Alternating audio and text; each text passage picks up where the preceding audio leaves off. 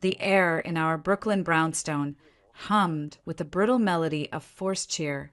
My carefully curated Thanksgiving table that reclaimed oak adorned with autumnal centerpieces I designed myself groaned under the weight of heirloom china and professional grade cuisine. The guests were a curated mix. The Hansons, potential clients for a massive Tribeca loft renovation. Ben's younger brother, Alex, with his overly earnest wife.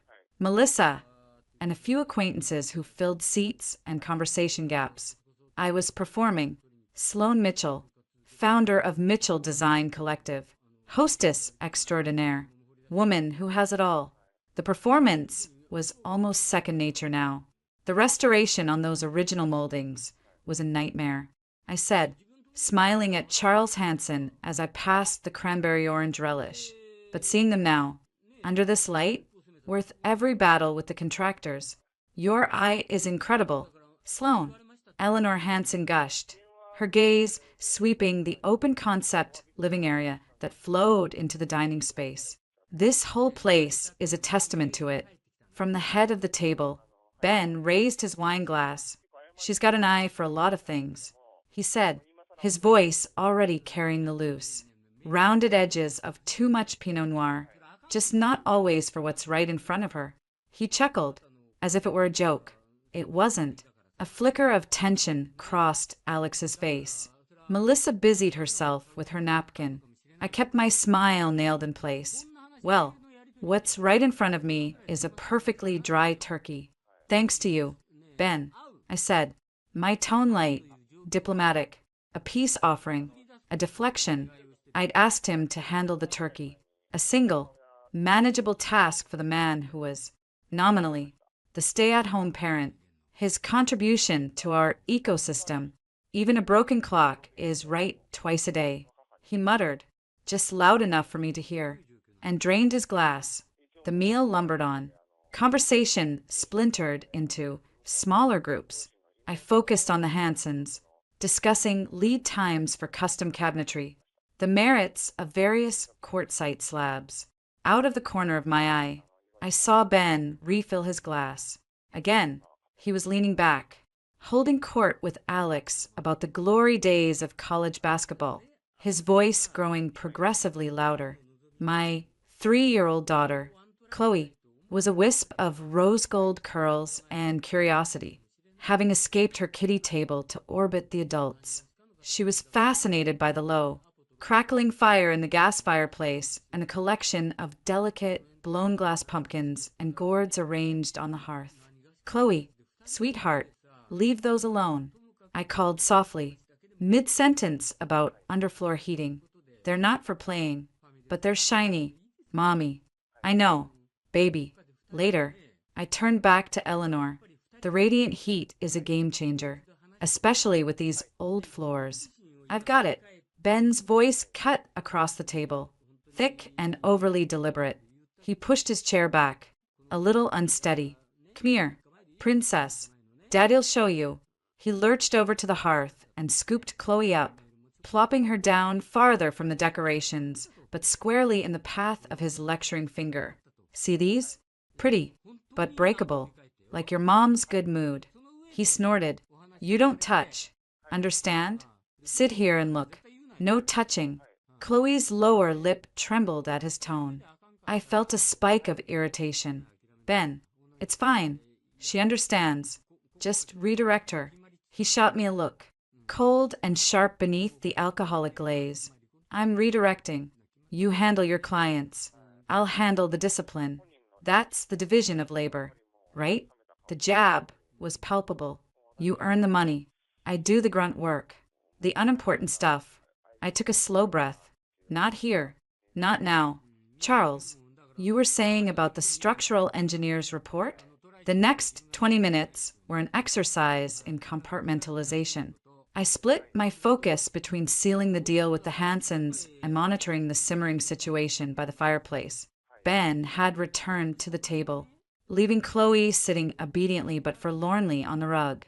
He poured more wine, his participation in conversations becoming more sporadic, his comments more barbed.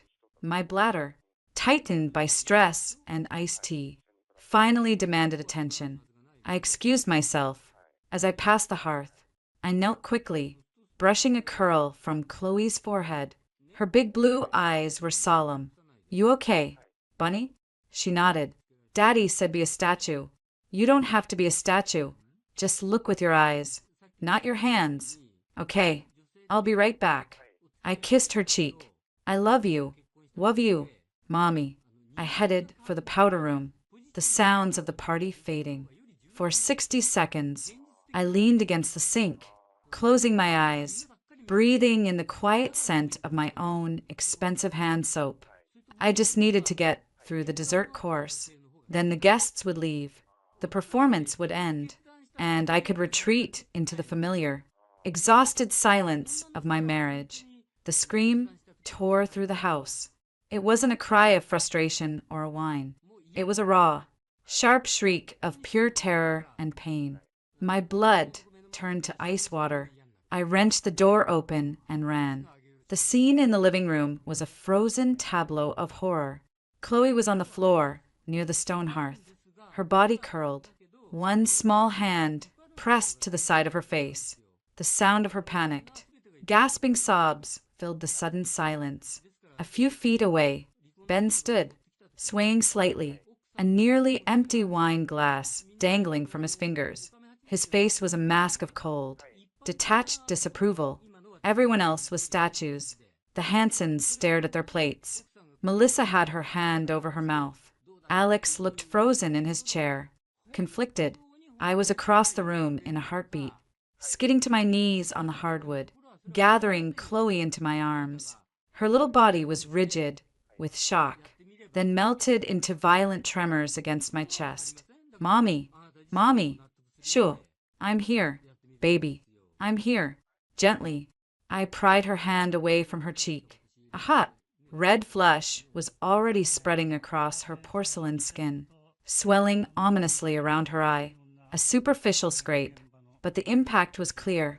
Rage, white hot and absolute, obliterated every other thought. I looked up at Ben. My voice, when it came, was dangerously low. What happened? He took a slow sip of wine, meeting my gaze with a challenge. She went for the decorations. After I explicitly told her not to, she didn't listen. He shrugged, a careless, brutal motion, slipped on the rug in her rush to disobey. Karma's a quicker teacher than I am. You were supposed to be watching her. I was watching. He sneered. I watched her decide to ignore me. A child needs to learn consequences. Sloan, you can't just buy her out of every scrape. Some lessons have to sting. His eyes, glassy and contemptuous, swept over Chloe's heaving shoulders. Unruly children need discipline, or they grow up to be. He let the sentence hang, his meaning clear. Like you, willful, disobedient, in charge. The implicit threat to my daughter, the sheer venom in his words in front of an audience, snapped the last fraying thread of my control. The careful architecture of my reasons for staying at the problematic clause in Dad's will, the prenup intricacies, the public image of Mitchell family values that buoyed my brand that crumbled to dust. In that instant, there was only Chloe's terrified breath against my neck and the man who had caused it. I stood up, holding Chloe close. Her crying had subsided to hiccuping whimpers. I felt a terrifying calm settle over me. I looked at each of the guests, my gaze stripping them of their pretended invisibility. They flinched under it. Then I turned back to Ben. Did you touch her? He barked a laugh, derisive and loud. Touch her? I didn't need to. The little fool did it to herself. The fright was punishment enough. Maybe now she'll learn to mind. That was it. The line, not just crossed, but vaporized. Without another look at him, I walked to the sideboard where my phone lay. I shifted Chloe's weight to one hip. She buried her face in my shoulder. The room was so quiet I could hear the hiss of the gas fire. I unlocked the phone, scrolled to a contact labeled Naomi Legal, and tapped the call button. It rang twice. Naomi Resnick. Her crisp, no-nonsense voice was an anchor. Naomi. It's Sloan. Happy Thanksgiving. My tone was flat, devoid of all emotion. A slight pause on the other end. She heard it. Sloan. What's wrong? I need you to initiate 2 actions. Immediately, I kept my eyes fixed on Ben, who was now watching me with a mix of confusion and dawning unease. First, I need an emergency motion filed for sole temporary custody of Chloe and a temporary order of protection barring Ben Carter from coming within 500 yards of her or our home. Grounds are child endangerment and threatening behavior. Ben's jaw went slack. The glass in his hand dipped, sloshing wine onto the rug. Second, I continued, as if listing items for a grocery pickup. I want the paperwork started to have him formally evicted from the brownstone. Tonight, he can collect his personal effects under police supervision at a later date. Naomi didn't hesitate. Witnesses, 8, including the child's paternal uncle and a potential 6-figure client. I gave her the address. He is currently intoxicated and made a verbal statement endorsing the child's injury as discipline. I have it on speaker. A sharp intake of breath from Alex. Melissa made a small, choked sound. Understood, Naomi said, her keyboard clacking already audible. I'm on it. Police and a process server will be there within the hour. Do not engage with him further. Record if you can. Is Chloe safe with you right now? She is now. Good. Sit tight. I'll handle the court. Call me if the situation escalates before the authorities arrive. Thank you, Naomi. I ended the call and placed the phone back on the sideboard. The silence in the room was profound, broken only by the faint, tinny sound of a football game from the TV in the den. Every eye was on Ben. The color had drained from his face, leaving his features slack and waxy. The drunken arrogance had evaporated, replaced by a raw, stupid panic. He looked like a man who'd been walking a familiar, rotten plank over a chasm and had just heard it crack. You're bluffing, he stammered, the words slurring. You can't, over one little accident, in front of everyone. Sloan, be reasonable, reasonable. I repeated, the word tasting like ash. You called my daughter a fool and said her pain was a fitting lesson. In my home, on a holiday, there is nothing reasonable left to say to you.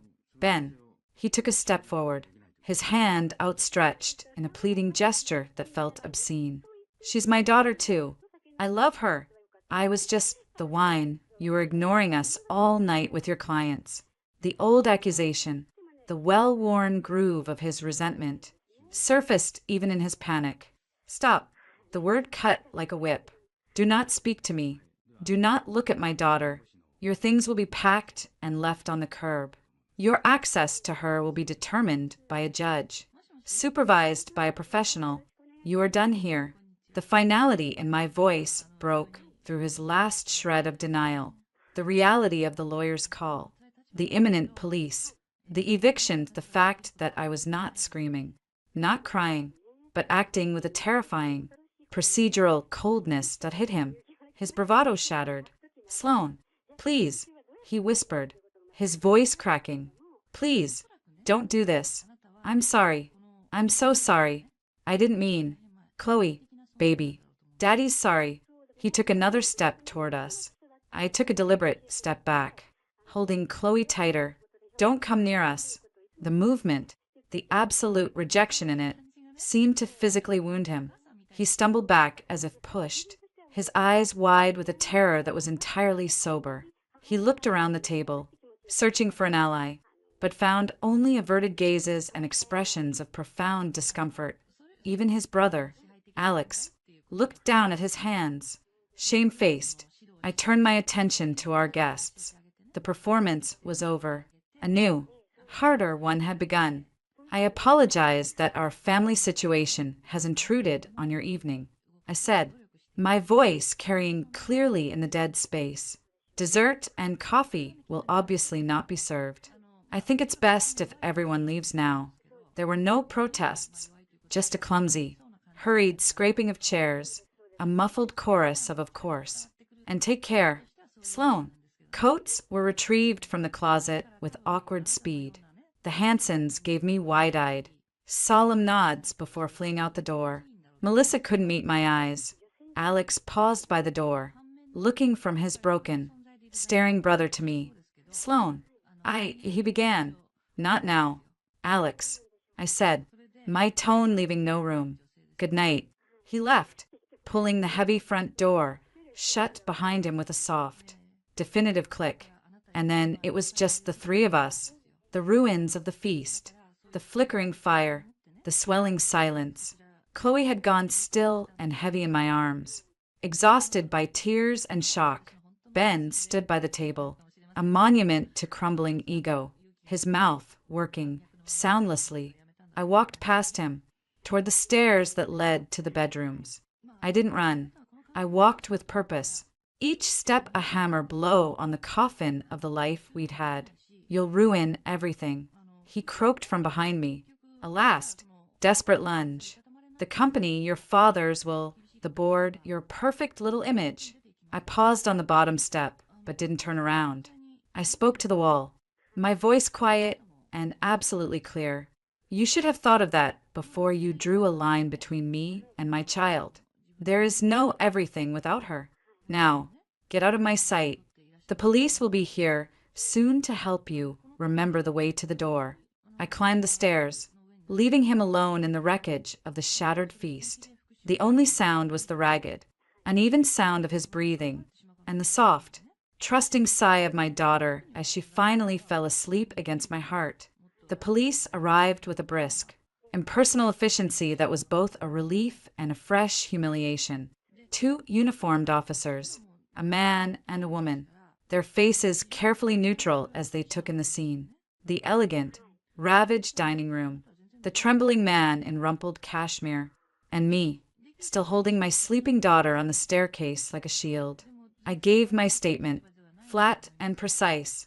Ben, slurring and frantic, tried to explain it as an accident, a misunderstanding, a father's rightful discipline.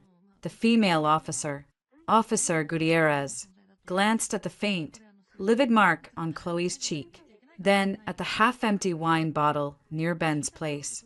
She asked the guests, but they had all, predictably, demurred, citing they didn't see the actual fall. Cowards, but their lack of condemnation for Ben was also, technically, a lack of condemnation for me, a small, bitter mercy, based on the statement and the child's visible injury.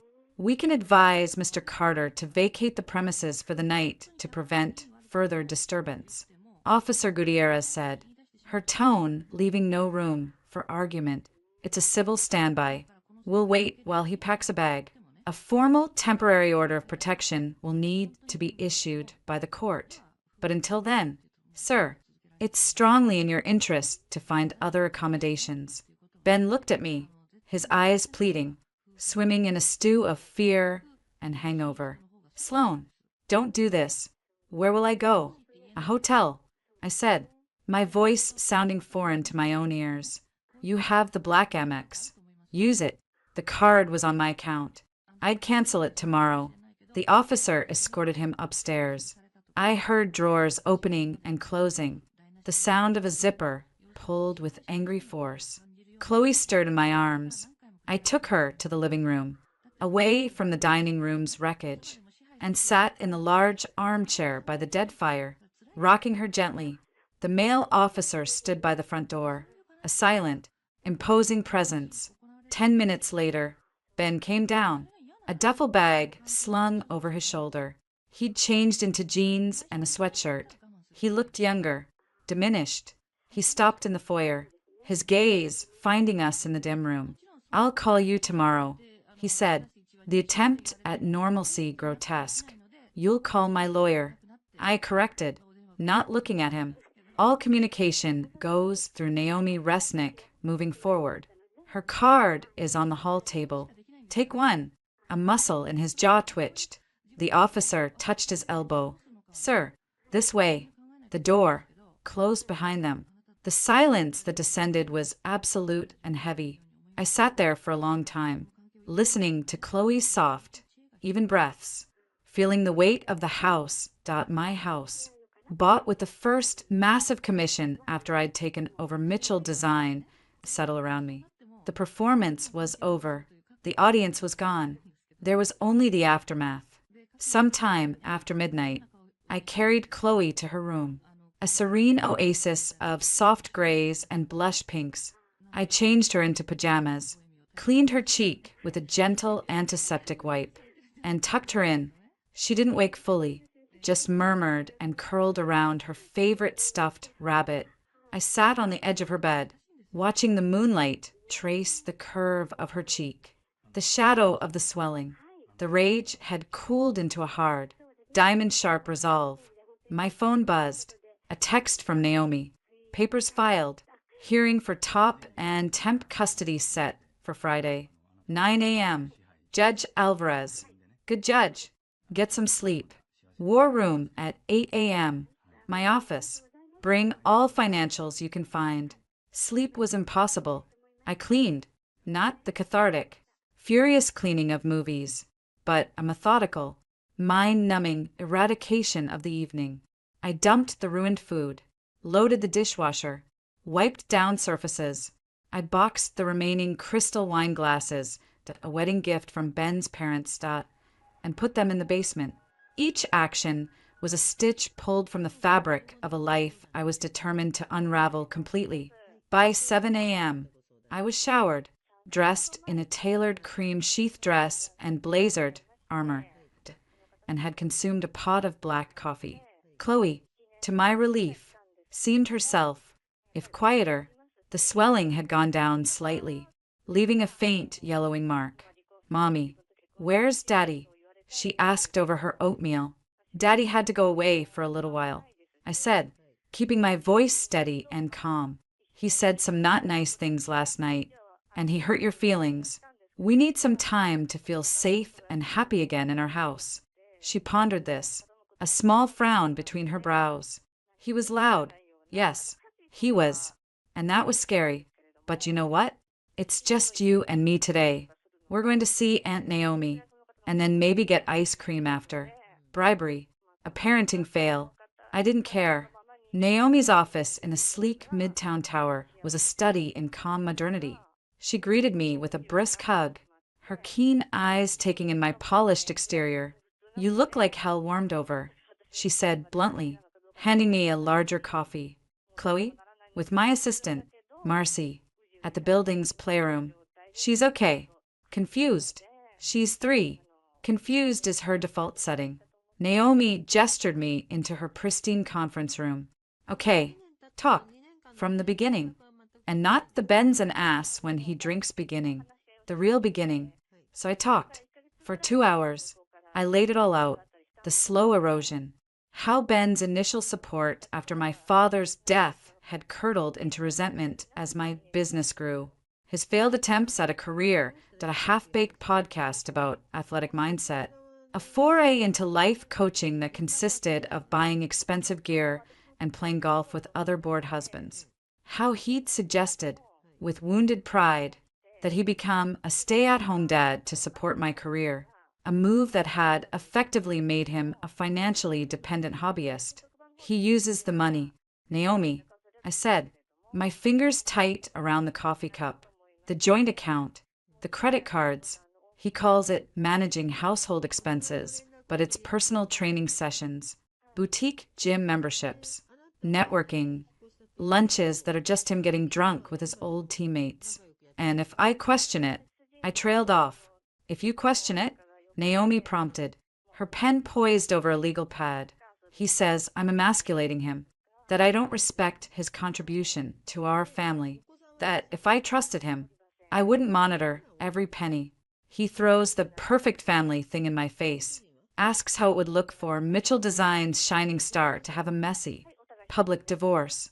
He knows about the clause in Dad's will. Naomi's lips thinned. The moral turpitude clause. An antique, but still valid. My father, a man of his generation, had inserted a provision in the will governing the 30% of company shares held in trust for me, in the event of my divorce. If the divorce was deemed to be primarily due to my moral failing or instability, causing the breakdown of the marriage. The trust could freeze the voting rights of those shares for 5 years, placing control in the hands of the board, a board where my cousin, Derek, sat with a hungry glint in his eye. It was meant to protect the company from a gold-digging spouse. The irony was a live wire in my gut. Ben wasn't a gold digger. He was a leech who'd convinced me. And maybe himself. He was something else. And the prenup? Naomi asked. Solid. He gets a graduated settlement based on years of marriage. Kept. But it assumes an amicable split. If I'm found at fault. I shook my head. He's hinted. He says things like, your high-powered lawyer friends can't protect you from looking like the heartless bitch who abandoned her family for a spreadsheet. He knows the narrative. Successful woman, neglectful wife, driven husband to drink. He's been laying the groundwork for years. In little ways, making sure people see him as the involved dad at school events, posting those saccharine family photos online, playing the martyr when I have to work late. Naomi leaned back. Okay, so we're not just dealing with a drunk asshole who scared his kid. We're dealing with a calculated, resentful parasite who's been preparing his own exit strategy, funded by you, and planning to take a big chunk of your life with him when he goes. The Thanksgiving show was just him finally dropping the act in the wrong company. Hearing it stated so baldly was like a splash of cold water. Yes, the good news, she said, ticking points off on her fingers, is that last night gave us a pivot, a clear, documented incident involving Chloe. It moves this from a potentially murky, she works too much divorce to a clear-cut issue of child safety. Judges hate that, especially with witnesses, even passive ones. The temporary orders are likely to go our way. It gives us breathing room. And the bad news? The bad news is that a temporary order isn't a final custody ruling. To get him out for good, limit his access, and protect your assets from a raiding party, we need more. We need to prove a pattern of behavior that makes him an unfit custodial parent and a dissipator of marital assets. The drunken rant is a start, but it's one night. We need financial forensics. We need to know where your money is really going. And, she leveled her gaze at me, we need to know if there's someone else. The air left my lungs. I'd suspected. The late nights at the gym. The new, secretive passcode on his phone. The faint, unfamiliar floral scent on his clothes sometimes. But I'd buried it. Another problem on a teetering pile. Admitting it to Naomi made it real. I think so, I whispered. Then we find her. Or him. Whoever it is. They're a sinkhole for your money and proof of his bad character. It also shatters his devoted father and wronged husband narrative into a million pieces. She slid a card across the table. Mick Spinelli. Private investigator. Discreet. Expensive. And very good. He's expecting your call. Give him access to everything. Credit card statements. Bank accounts. Phone records, if you can get them. Let him follow the money. I picked up the card. And in the meantime, you play the part. The concerned, shocked, but determined mother. You focus on Chloe. You document every interaction with Ben. Texts, emails, voicemails. You do not speak to him on the phone without recording it. Check your state's consent laws. But in New York, one-party consent is fine. You change the locks today. You alert Chloe's preschool that Ben is not authorized for pickup without a court order in your hand. You live your life, and you let me handle the law. I nodded, the plan solidifying, a lifeline in the chaos. What about the will? The company? One fire at a time. Sloan, we secure Chloe. We expose Ben. We dismantle his narrative. A man who bleeds his family's finances dry to fund an affair and then intimidates his toddler isn't a sympathetic figure. No matter how many sad dad Instagram posts he makes, the court of public opinion and the actual court will see that your dad's will is about moral turpitude. We're going to make sure all of it sticks to Ben like glue. My phone vibrated on the table. Ben's name flashed on the screen. A text. I showed it to Naomi. Sloan, Please, we need to talk. I'm sick about last night. I love Chloe more than anything. You're throwing away our family over one mistake. Call me. Naomi nodded. Record it. Be calm. Be brief. Give him nothing. I took a deep breath, activated the voice memo app, and hit call. It rang once before he picked up. Sloan? God, Sloan. Thank you for calling. His voice was thick, ragged. Listen, last night, I don't know what came over me. The stress, the wine. I would never hurt her. You have to know that. She's my whole world. I closed my eyes.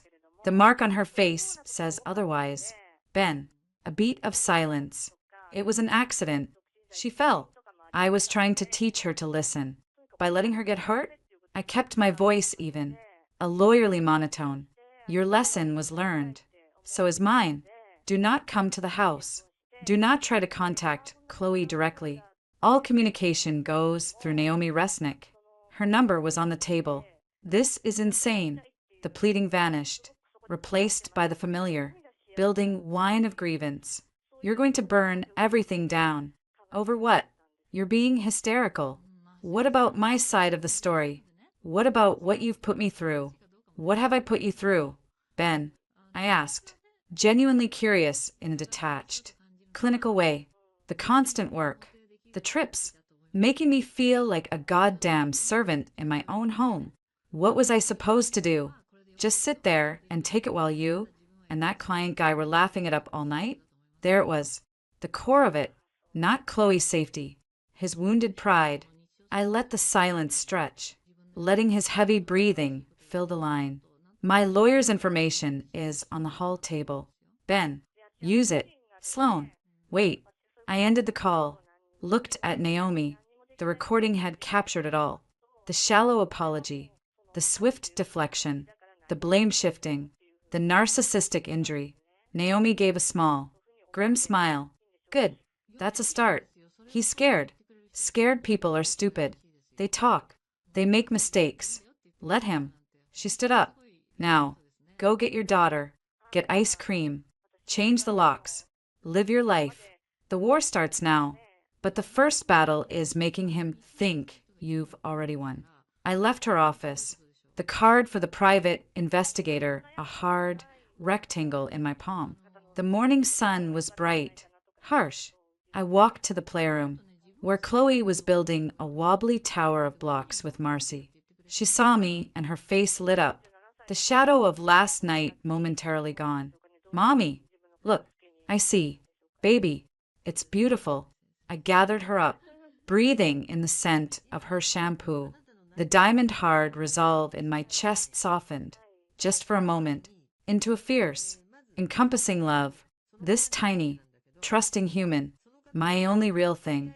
Ben was right about one thing last night. I was drawing a line, but the line wasn't between him and me. It was around Chloe and me, and I would defend that line with everything I had.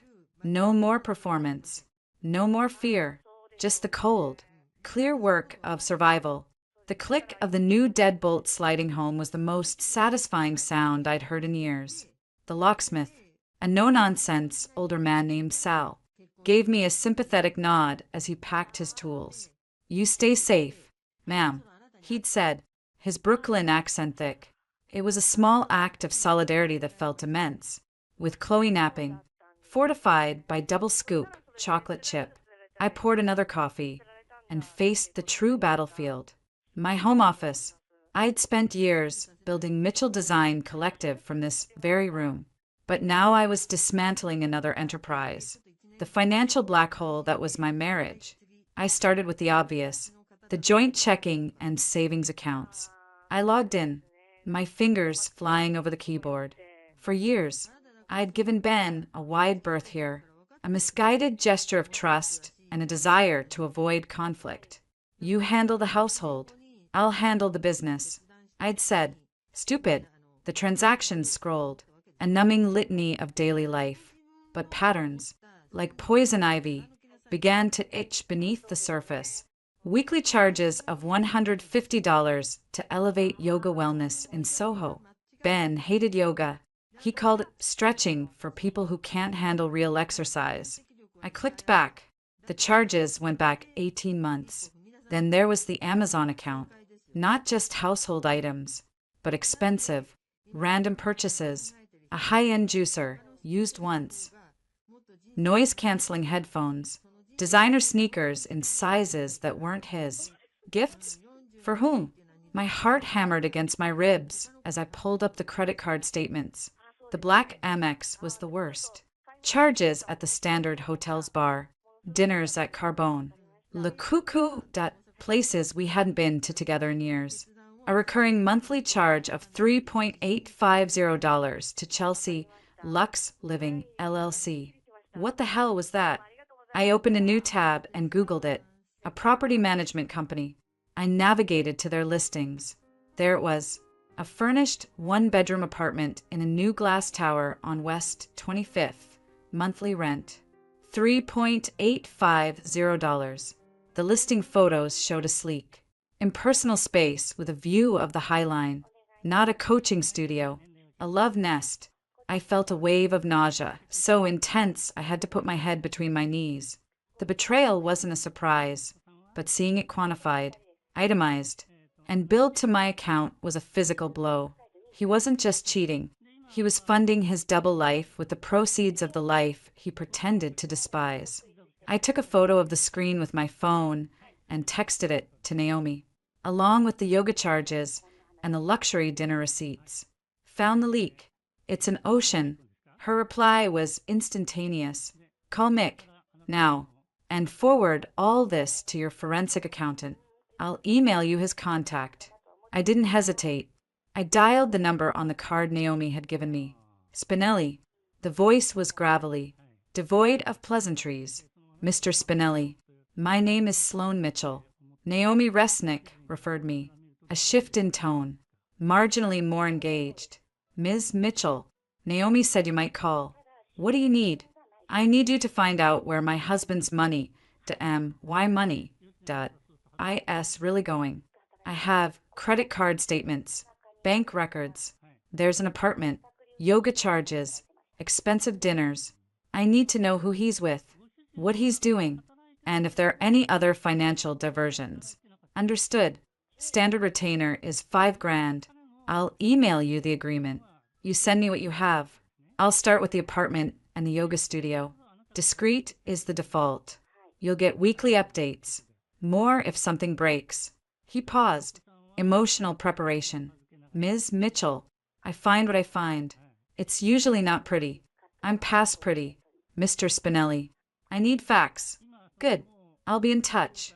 I hung up and immediately compiled a digital dossier, sending it to Spinelli and to David Chin, the forensic accountant Naomi used. The act felt cathartic. I was no longer a victim of vague suspicions. I was a CEO initiating an audit on a rogue division. My phone rang. Ben's name again. This time, I answered on speaker, the recorder app glowing. Sloan. His voice was calmer, more measured. The panicked edge sanded down. Lawyer speak. Maybe. We need to talk about this like adults. This legal warfare is going to hurt Chloe most of all. The only thing that hurt Chloe was your behavior. Ben, the legal proceedings are a consequence. He ignored that. I got the papers from your lawyer. An order of protection? Seriously? You're trying to paint me as some kind of monster. It was one night. Sloan, one bad night. People make mistakes. Are you really going to destroy our family over it? The mistake involved our 3-year-old daughter ending up injured while you were intoxicated and verbally abusive. So yes, I'm taking it seriously. The court will decide the parameters. A frustrated sigh hissed through the speaker. You're so cold. You always have been. This is just another problem for you to manage. Isn't it? Another spreadsheet. I'm a line item. The old jab, designed to provoke. I didn't bite. How we proceed is up to you. Ben, cooperate with the process through your counsel. My counsel. He scoffed. You know I can't afford some high-priced shark. You've got me by the balls financially. Is that the plan? Bankrupt me so I can't fight for my daughter? Your financial situation is a product of your choices. The court will consider your earning potential. I kept my voice neutral, giving him rope. You listed your occupation as household manager on the last joint tax return. That was your choice. Choice? He spat, the calm facade cracking. What choice did I have? You were never here. Someone had to raise our child. And how is Elevate Yoga Wellness part of raising our child? Ben, I asked, my tone slicing through his performance. Or the monthly $3,850 to Chelsea Lux Living. The silence on the other end was profound. A vacuum. I could almost hear the blood draining from his face. What are you talking about? He finally stammered, the lie pathetic in its transparency. I'm talking about the financial records, the ones from the accounts you managed. I've taken over all household finances, effective immediately. I suggest you make other arrangements. You can't just cut me off. He exploded, the fear raw now. Those are joint accounts. I have rights. I have expenses. Then your attorney can discuss temporary support with Naomi. The credit cards are canceled. You have the one in your wallet. It will be declined after today. Goodbye. Ben. Sloan. Wait. I ended the call. My hands were steady. The recording was a perfect snapshot. His manipulation, his deflection, and finally, his sheer panic when confronted with the financial truth. It was more valuable than gold. The rest of the day was a blur of logistical firewalls. I called the banks, filed fraud alerts, changed passwords on every shared account. I emailed Chloe's preschool director, attaching a copy of the filed petition, formally revoking Ben's pickup authorization. The director, a kind woman named Gloria, was reassuring but firm. We see this more often than you'd think. Ms. Mitchell, the child's safety is our only priority. We'll require a court order for any changes. As evening fell, I was exhausted but wired. I ordered pizza, something I never did on a weeknight, and let Chloe eat it in front of a movie. She was cuddled next to me, cheesy and content. When she looked up, her eyes serious, Daddy called me today. She said around a mouthful of crust. Ice water trickled down my spine. He did? On your tablet? She nodded. He said he was sad in a hotel. He said he misses me lots and lots. He asked if Mommy was still being mean. The pizza turned to lead in my stomach. What did you say, sweetie? I said I miss him too. And Mommy's not mean. Mommy got me ice cream. She stated it as simple fact, then leaned her head against my arm. Is Daddy coming home soon? I stroked her hair, my mind racing. He was using the kid-friendly messaging app. Of course he was. Playing the sad, exiled dad, planting seeds. I don't know, Bunny, but you know you're safe here with me, right? And you can always tell me anything. Okay, she whispered, her attention already drifting back to the cartoon characters on the screen. But I was no longer watching. The battle lines had just extended into a new, more insidious front. He couldn't get to me financially anymore. Not directly. So he was going through our daughter. The audit of the unseen ledgers was underway. Now, I had to prepare for a different kind of warfare point, one fought in the quiet, vulnerable heart of a 3-year-old. The email from Mick Spinelli arrived at 6:03 a.m. The subject line was simply update. No pleasantries. The attachment contained a series of grainy but unmistakable photographs. Ben, laughing, his arms slung around a slender blonde woman with the toned, athletic build of a professional yogi. They were entering the glass tower on West 25th. Another shot showed them leaving Elevate Yoga, her mat slung over his shoulder. A third, taken through a telephoto lens at a sidewalk cafe, captured them leaning close, his hand covering hers on the table. Her name was Amber Lewis, according to Spinelli's brief notes, a freelance yoga instructor and wellness influencer with a modest following. The Chelsea apartment was leased under an LLC, but the payments traced back to our joint account. Spinelli also included a snippet of financials. Ben had made several large gifts via Venmo to an account linked to Amber's brother, ostensibly for business development. The business was a failed juice truck. I forwarded everything to Naomi with a trembling hand, then called her. He's funding her life. I said, my voice hollow. He's dissipating marital assets. Naomi corrected, her tone sharp with legal precision. This is good. Sloan, very good. Adultery is one thing. Using joint funds to support a paramour and her family is another. It speaks to financial irresponsibility and bad faith. It's a direct hit to his devoted family man narrative. What about the custody angle? It shows terrible judgment.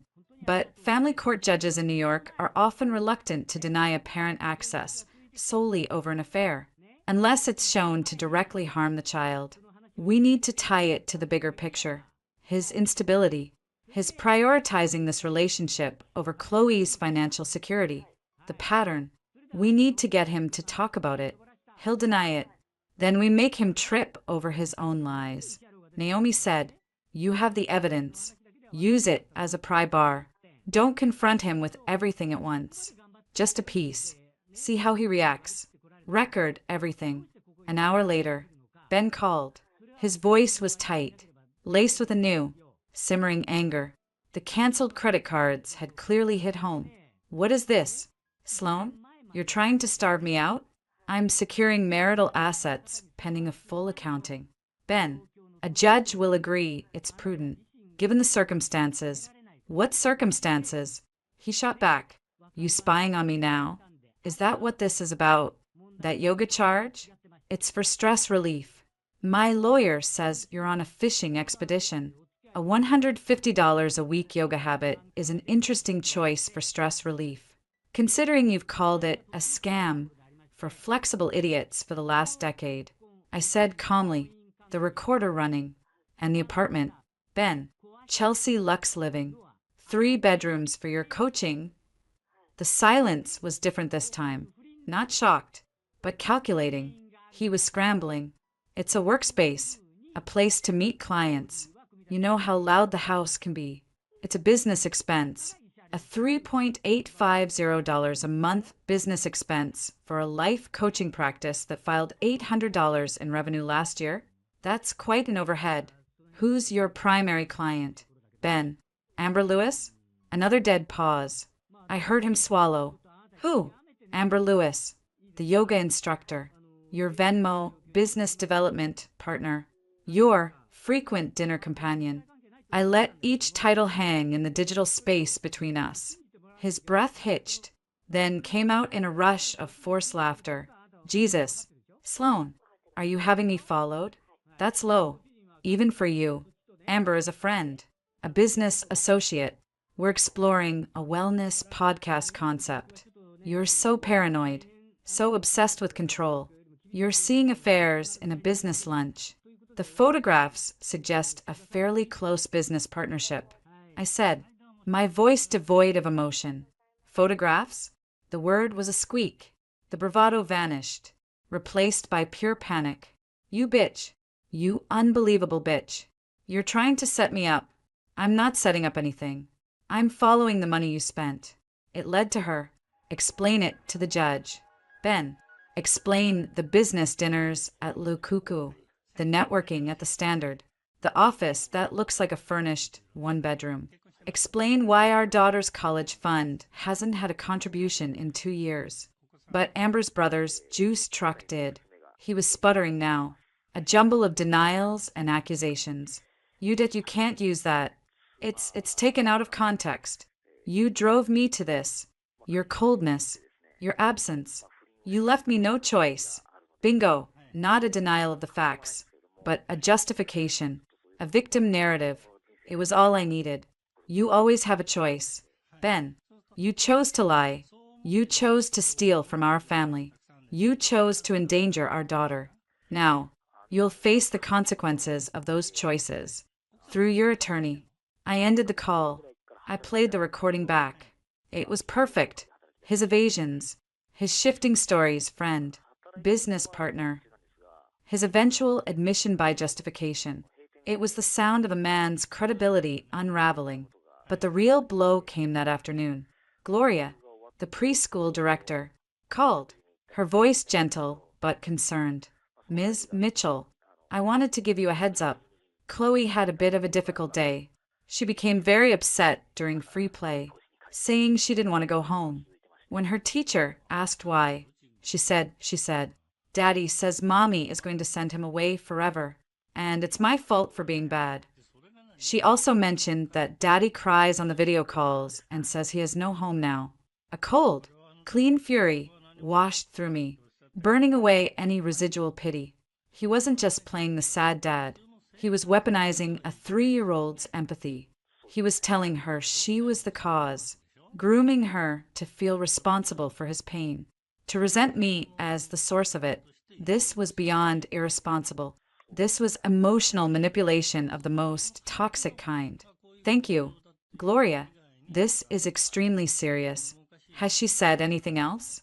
She asked if mommies can change their minds and stop being angry. The teacher reassured her that you love her very much and that grown-up problems are not her fault. We'll continue to monitor closely and provide support. I hung up and immediately dialed Naomi, replaying the director's words. He's gaslighting our daughter. I said, my voice tight. He's giving us the final piece. Naomi replied, her own anger audible. This is parental alienation. It's a direct attempt to harm the child's relationship with you, combined with the financial malfeasance and the Thanksgiving incident. It paints a picture of a man who is not only unfit, but actively destructive. We need a child psychologist's evaluation. Now, to document the impact. Set it up. I said, no hesitation. The last of my doubts vanished. This wasn't about winning a divorce anymore. It was about creating a permanent firewall between a poisonous man and my child. The web of deceit was no longer just his. It was the one he was trying to spin around Chloe's understanding of love, safety, and blame, and I was going to burn every single strand of it to the ground. The backlash began not with a roar, but with a poisonous whisper. It started on Instagram. Ben, who hadn't posted anything more personal than a vague workout meme in months, shared a black and white photo of Chloe's tiny hand clutching his finger from 2 years ago. The caption was a masterpiece of manipulative vagueness. The hardest part is the silence, missing my little shadow more than words can say. Trying to remember that even in the darkest seasons, love is the anchor. Hashtag dadlife, hashtag family first, hashtag gratitude in the storm. The comments flooded in from his network of fellow ex-athletes, college buddies, and the scattered acquaintances from our old life. Bro, you okay? Hang in there. Man, praying for you and your girl. A few even tagged me. Their messages tinged with confused concern. At Sloan Mitchell Design, everything all right with you guys?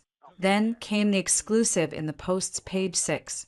Not a full article, just a biting, 2-paragraph blind item in the gossip column, which Brooklyn-based female entrepreneur, known for her picture-perfect Instagram feed of minimalist interiors and hashtag girlbosswisdom, has shown her clients a far less polished side at home?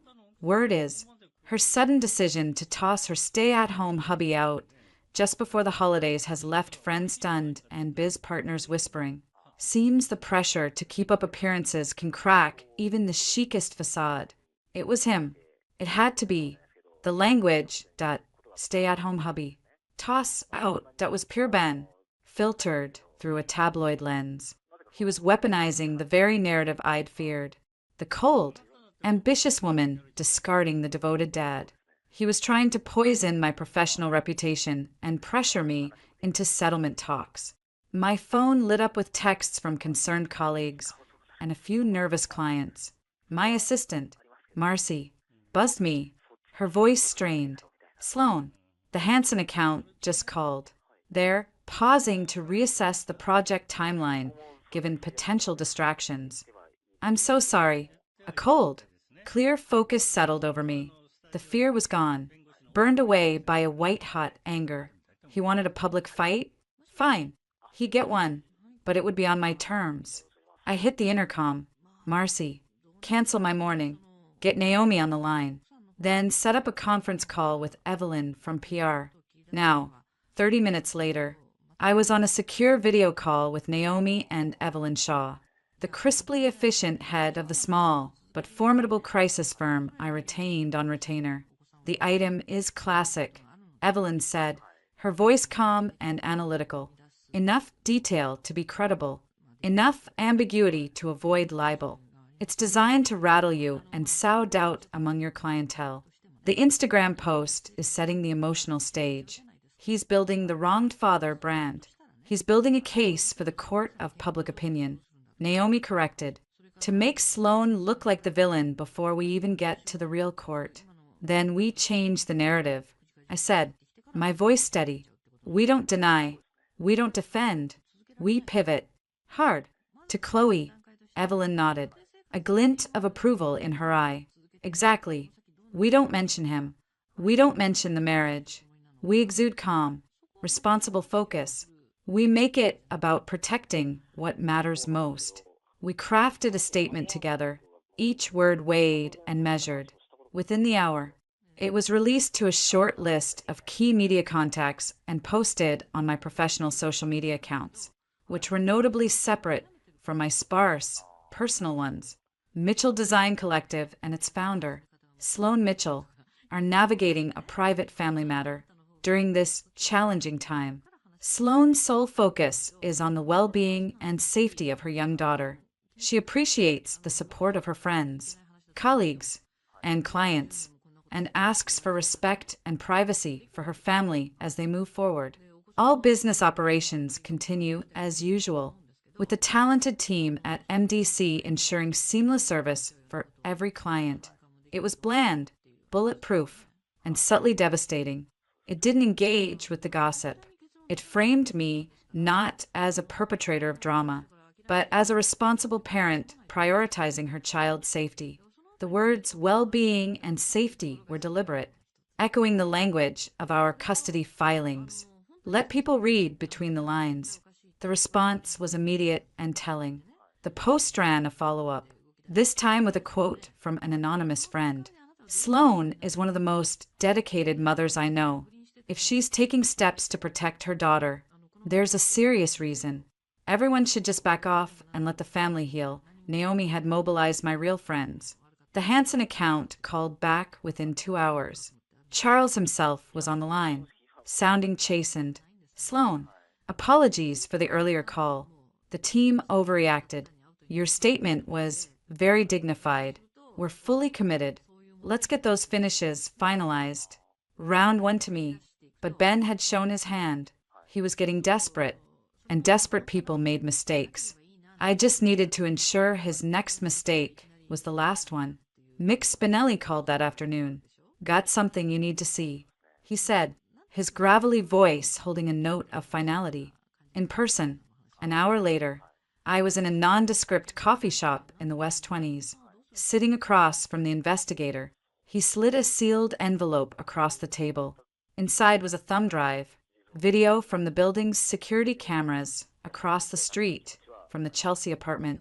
Night before Thanksgiving, your husband arrived with the subject, Amber Lewis, at 8:17 p.m. They did not emerge until 9:42 a.m. the following morning. He was wearing the same clothes. He told you he was at a men's retreat upstate. I felt nothing. The betrayal was now a concrete, time-stamped fact. And the audio. Spinelli allowed himself a thin smile. Even better, the subject has a brother, Tyler, small-time hustler, thinks he's a player. I had an associate strike up a conversation in a bar they both frequent, bought him a few drinks, got him talking about his sister's sugar daddy. He slid a transcript across the table, with key sections highlighted. According to Tyler, bragging after 3 whiskeys.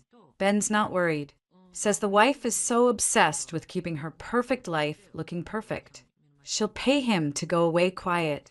Says the kid is his golden ticket to a fat monthly check. Once he gets shared custody, he's set. The wife is too busy building her empire to fight a long war. Thinks she'll fold, there was more. Cruder, about my supposed neglect and Ben's plan to milk the cash cow dry. It was vile. It was perfect. The brothers' credibility is zero, I said, though my heart was hammering, which is why I took the liberty of having a separate conversation with Ms. Lewis herself. Spinelli said, dropping his final card, presented as a process server with supplemental paperwork. She's not sophisticated. She's scared. She thought Ben was a soon-to-be divorced millionaire playing house.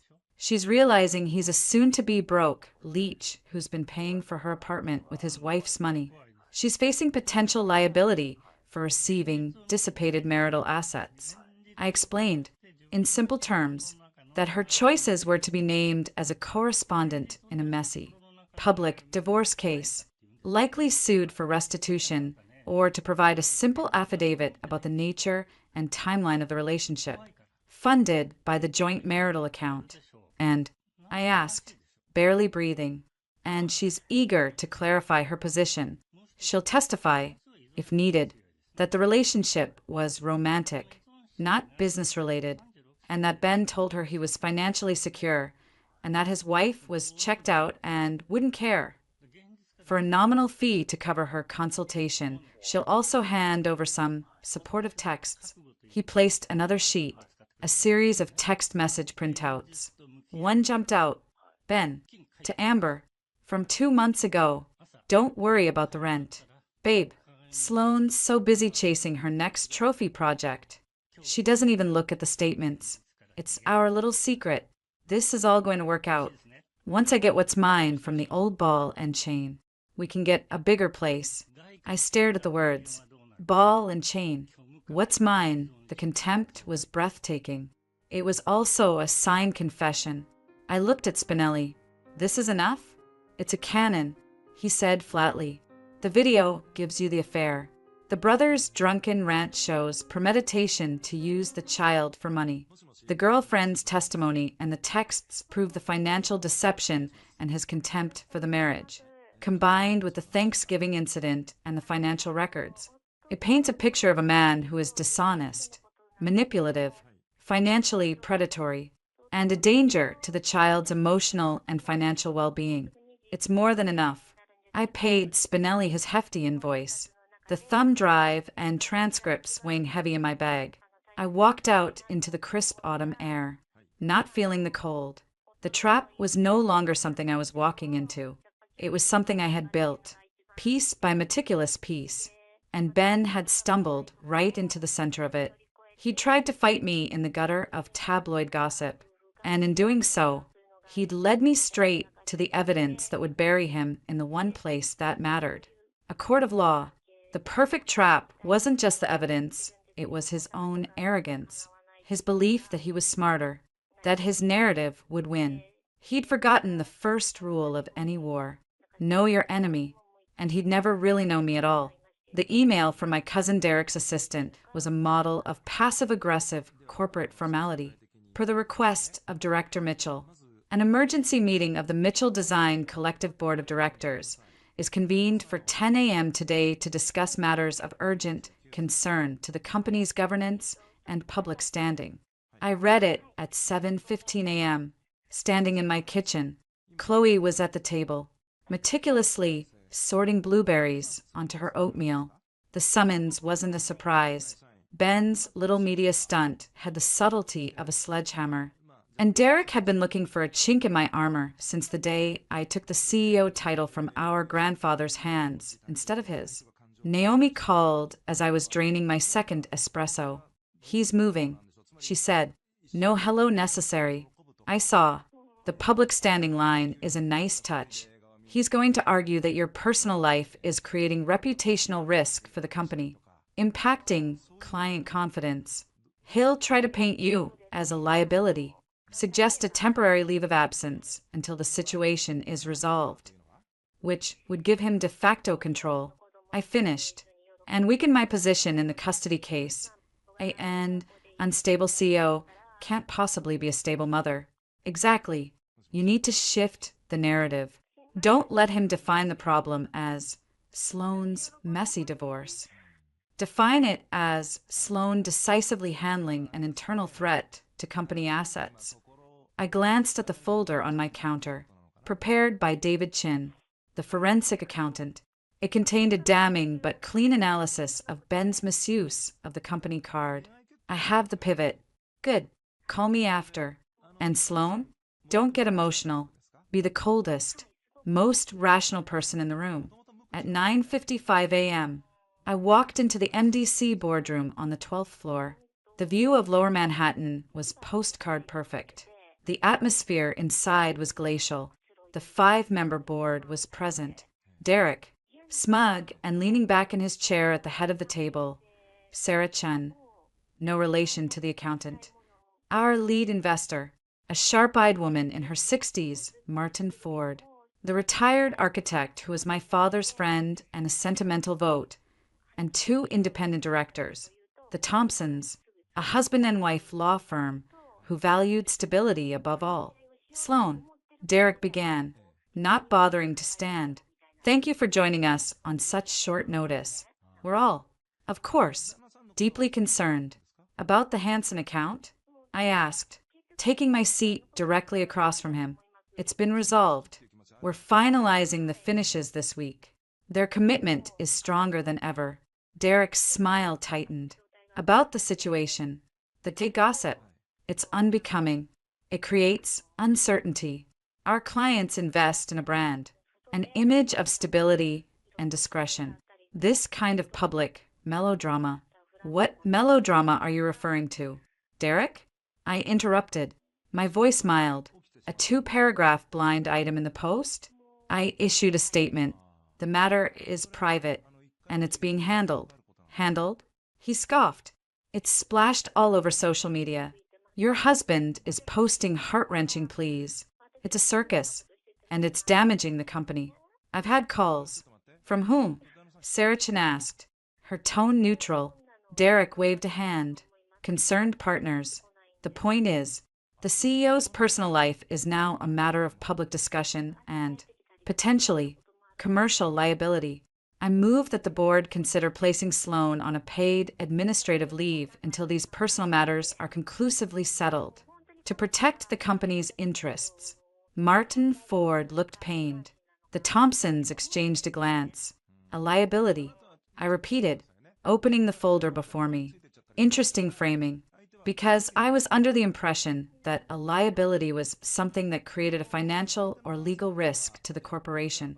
I slid copies of David Chen's report across the table to each member. What you have there is a preliminary forensic audit of all company credit cards and expense accounts, specifically those assigned for family and ancillary business use. Derek's smirk faded as he scanned the first page. As you'll see, I continued, my voice flat and clinical.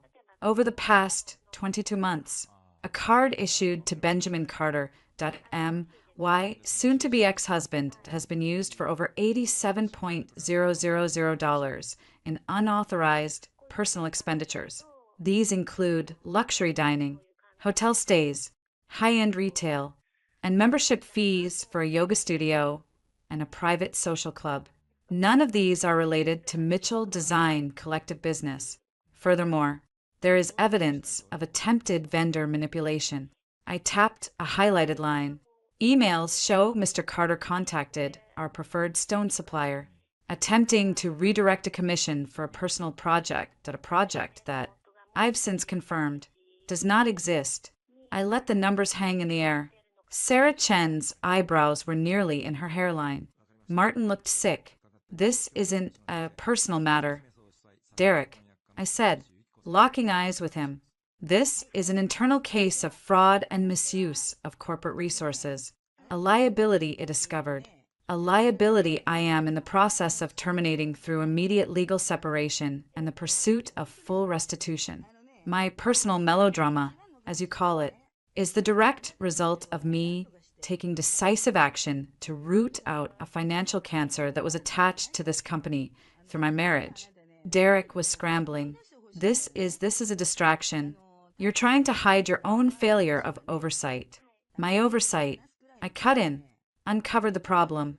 The question for the board is whether you want the CEO who identified and is surgically removing this problem, or whether you'd prefer to install someone. I glanced at Derek, whose primary qualification seems to be a willingness to exploit personal hardship for a power grab, while ignoring an actual $87,000 breach of fiduciary trust. Sarah Chun spoke first. Has this spending been recovered? The cards have been cancelled, civil and, if our lawyers advise, criminal proceedings for embezzlement are being prepared against Mr. Carter. Recovery is a priority.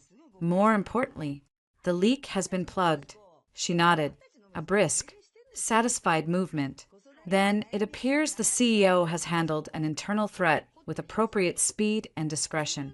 The public melodrama, as you put it, Derek, seems to be the sound of that threat being neutralized. I see no reason for a leave of absence. In fact, I'd question the judgment of any director who would remove a leader during active crisis management. Martin Ford nodded vigorously. Here, your father would be proud. Sloan, facing it head-on. The Thompsons murmured their agreement. The coup was over before it began. Derek's face was a blotchy red. He had nothing. I had receipts. If there's no further urgent concern for the company, I said, gathering my papers, I have a prior commitment. The financial audit will be completed and circulated. Thank you for your time. I walked out, my heels clicking a steady rhythm on the polished concrete floor. One battle won, but the more important one awaited. That afternoon, I sat in a sun-filled, toy-strewn office in the West Village across from Dr. Alana Reed, a child psychologist with a kind face and a no-nonsense manner. Chloe was in the adjacent playroom with a postdoc, being observed, based on my session with Chloe and the reports from her preschool teacher. Dr. Reed said, her notes before her, I'm seeing clear signs of anxiety and confusion. She exhibits what we call parental loyalty conflict. She's verbalized that she believes her father's distress is her fault for being bad. She's also worried that you are angry and that this anger might extend to her. A cold knot tightened in my chest. He told her it was her fault. On a video call, Dr. Reed's expression turned grave. That is deeply concerning. It's a form of emotional manipulation, alienating her from you by making her feel responsible for his emotional state. At her age, children are egocentric. They believe their actions cause everything. What he's doing can be incredibly damaging to her sense of security and self-worth. What can I do? Continue providing a stable, predictable, and loving environment. Reassure her constantly that grown-up problems are not her fault, that you love her unconditionally, and that she is safe. My recommendation, for the purposes of your custody proceedings, will be that Chloe needs a primary, stable home base, that frequent, unstructured contact with a parent who is engaging in this kind of negative communication could exacerbate her anxiety and hinder her emotional development.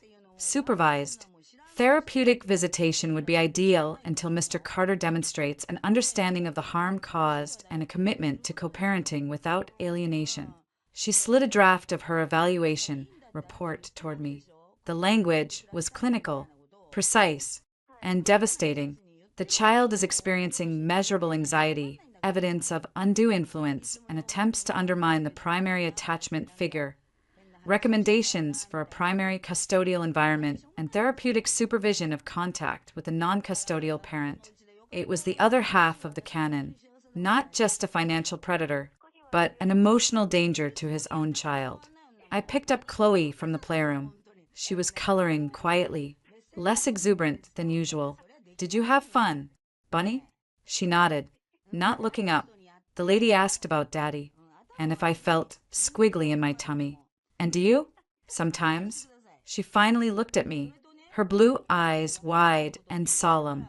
When Daddy cries on the tablet, it makes my tummy feel squiggly and sad. I knelt and pulled her into a hug, breathing in her little girl scent. Oh, sweetheart, you know that's not your job, right? Your job is to play and learn and be happy. Daddy's feelings are for Daddy to handle. It's never, ever your fault. You are the best thing in my whole world, and nothing can change that. She buried her face in my neck. I love you, Mommy. I love you more than anything. I whispered, the words of vow. As we left, the two reports, point one financial, one psychological, felt like twin pillars of ironclad truth in my bag.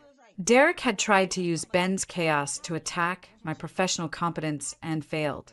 Ben had tried to use Chloe's love to attack my maternal heart. And in doing so, he had given me the very weapon that would ensure I could protect her and the life I'd built for her. Completely, the battlefield was shifting, and for the first time, I was charging forward on ground entirely of my own choosing. The conference room in the law offices of Hartwell Associates was aggressively neutral. Beige walls, a sleek mahogany table, abstract art that resembled moody bacteria cultures. It smelled of lemony polish and expensive anxiety. This was the arena for the mandatory settlement conference, a last-ditch effort to avoid a public, ugly trial. I sat beside Naomi, my back straight, hands folded on the table. I wore a charcoal gray Armani suit, armor in wool crepe. Across from us, Ben slouched next to his attorney, a harried-looking man named Frank D'Angelo, whose suit jacket strained at the buttons. Ben looked thinner, older. The cocky, golf course tin had faded to a sallow gray. His eyes darted to me, then away, a rabbit sensing a wolf. The mediator, a retired judge named Franklin, entered with a file and a weary air. Good morning. Let's see if we can find a path forward today that serves the best interests of everyone, especially the child. He glanced at the file. Chloe. Naomi gave a curt, professional nod. D'Angelo mumbled an assent. Ben stared at the table. Mr. Carter. Judge Franklin began, turning to Ben. I've read the petitions. Your wife is seeking sole legal and physical custody, with supervised visitation for you, and a property settlement reflecting, among other things, the dissipation of marital assets. That's a significant ask. Can you tell me, in your own words, why you believe a more balanced arrangement is in Chloe's best interest? Ben cleared his throat, leaning forward with a practiced show of earnestness. Your Honor, Judge Franklin, thank you. All of this, it's been a terrible misunderstanding. I love my daughter more than anything in this world. His voice cracked, perfectly timed. That night, Thanksgiving, I'd had too much to drink. I was stressed. I said things I didn't mean. I would never hurt Chloe. She slipped. It was an accident. And Sloane, she just shut down. She's always been like that. When there's a problem, she goes into business mode. She sees people as problems to be solved. She's treating our family, our marriage, like a failed merger. He was good. He was using the cold, corporate bitch narrative, painting himself as the emotional, flawed, but loving parent.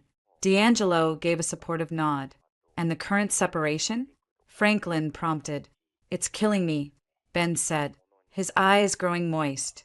Not seeing my little girl. She's my whole world. I just want to be a father to her. A real father, not some supervised visitor. Sloane has this vision of a perfect life. And now that I don't fit into it, she's trying to erase me from it.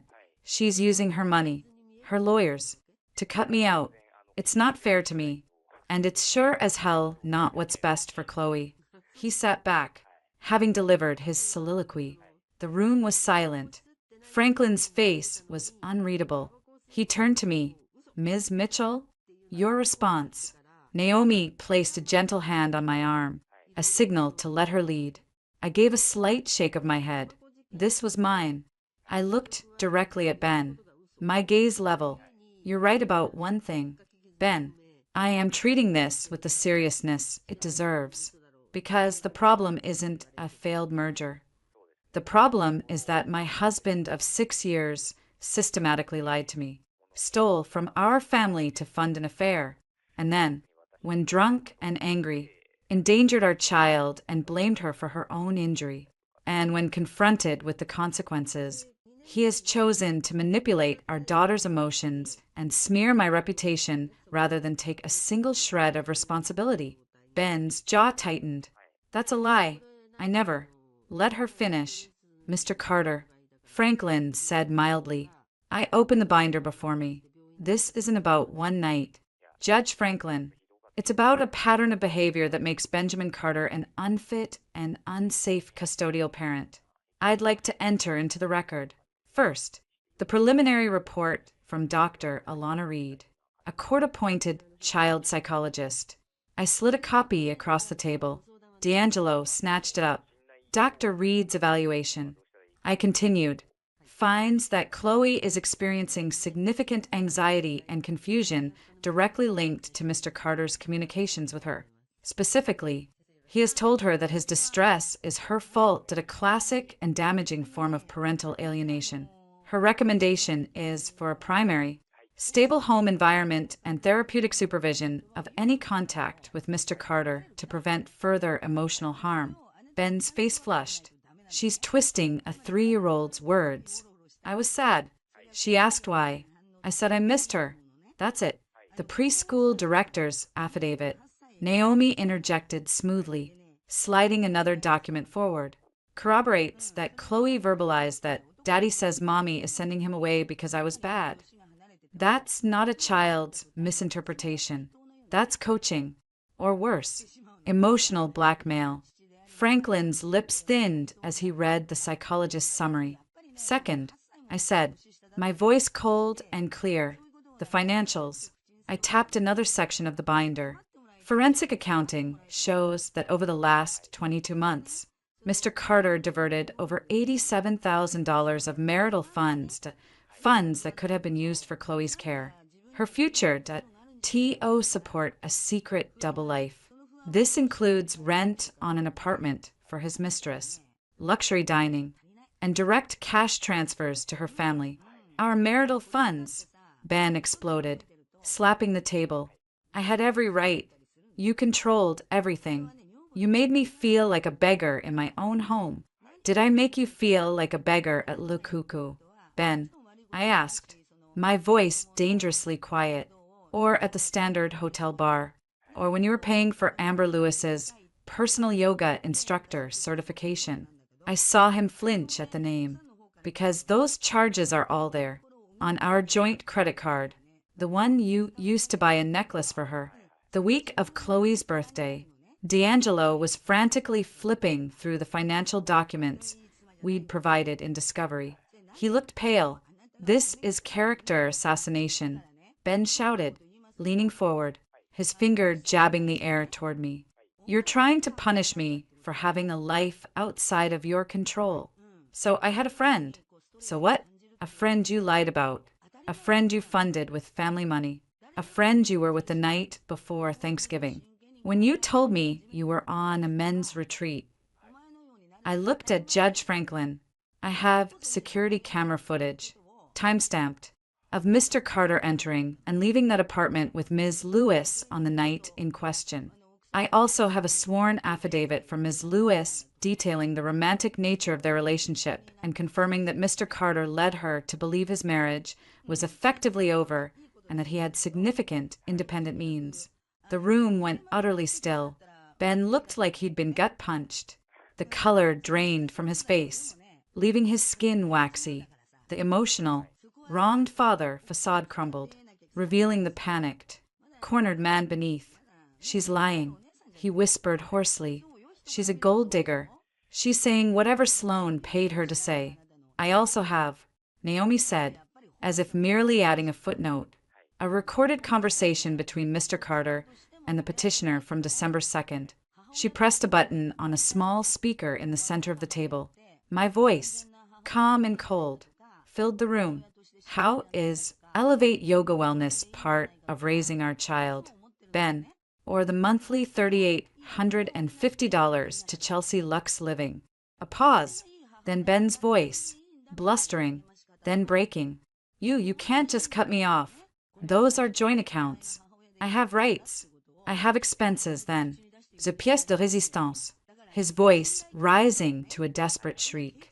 You drove me to this. Your coldness, your absence. You left me no choice. Naomi stopped the recording. The silence that followed was deafening.